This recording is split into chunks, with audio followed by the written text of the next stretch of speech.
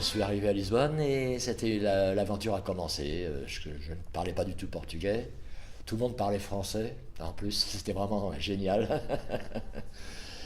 Cependant, donc, presque, disons, 6 mois, j'ai fait la côte portugaise. Je suis monté au nord, par la côte, toujours au bord de la mer, le sud, au bord de la mer, jusqu'à retourner à Lisbonne, où l'aventure a commencé. Par hasard, avec un accordéon sur une table dans un restaurant, et j'ai demandé si je pouvais jouer. Et j'ai joué un peu d'accordéon. Et j'ai joué pendant 1 heure, et 2 heures, 3 heures. Et j'étais vraiment à l'aise, quoi. J'étais dans mon milieu. J'ai pas eu à lutter pour chercher du travail, vraiment. Ça s'est fait comme ça, cool, tout doucement. Et je suis resté. J'ai commencé à enseigner des claquettes donc en 1978, quand je suis arrivé. Ma formation s'est faite surtout aux États-Unis. Je suis parti en 1993 pendant 3 mois. Je suis revenu ensuite et là j'ai commencé à donner des classes au Conservatoire national de Lisbonne, conservatoire de danse bien sûr. Depuis que je suis arrivé donc j'ai fait pas mal de voyages au Portugal en relation aux claquettes. J'ai fait des workshops un peu partout au nord, au sud, dans les îles, à Madère, aux Açores. Et donc on m'appelle maintenant le père ou le grand-père presque des claquettes au Portugal. One, two, three, four.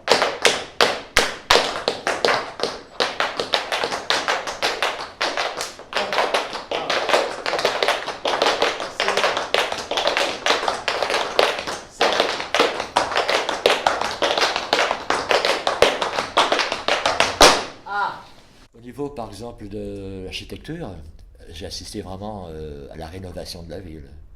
Un lifting, alors, progressif, qui a commencé il y a relativement peu de temps, il y a une vingtaine d'années, plus ou moins. Tout est vraiment bien rénové, et ça continue, parce qu'il y a un travail encore à faire incroyable, malgré tout. Et aussi bien Lisbonne que Porto, que des villes comme Coimbra, comme Braga, Bragança, Faro. Tout maintenant est vraiment, c'est mignon, c'est léché. Vraiment, quand je suis arrivé, 40 ans, tout le monde chantait les chansons françaises. La culture française était très très forte. C'était une influence dans tous les domaines, surtout le cinéma, par exemple. Tous les gens ont vu les films français de la Nouvelle Vague, chantaient toutes les chansons du répertoire d'Edith Piaf, évidemment. Tout le monde, pratiquement tout le monde. Les gens connaissaient plus les lettres, les mots des chansons que moi-même. Alors j'improvisais des fois.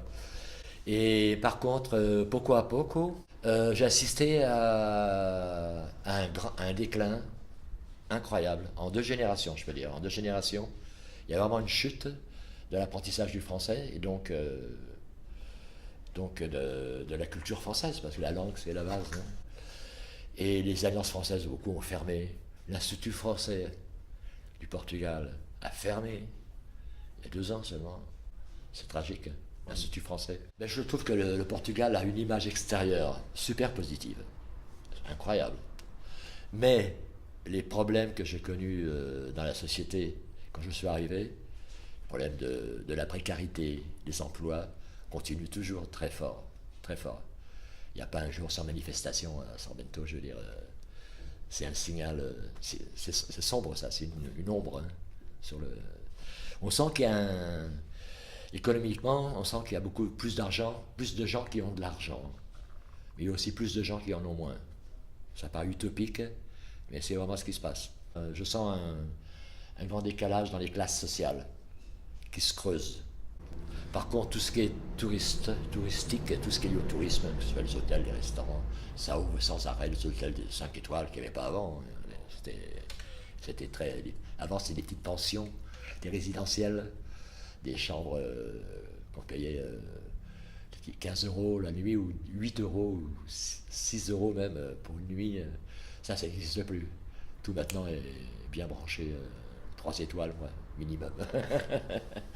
Mais la ville fonctionne très bien. Et le port de Lisbonne, par exemple, le port, les bateaux de croisière qui viennent maintenant, il y a 3 ou 4 bateaux tous les jours, des gros bateaux là, de Costa croisière. Qu'avant, il y avait le bateau Funchal, un bateau mythique où j'ai travaillé, j'ai eu la chance de travailler, qui emmenait 300 passagers. Donc ça n'a rien à voir avec ces buildings flottants maintenant. Hein.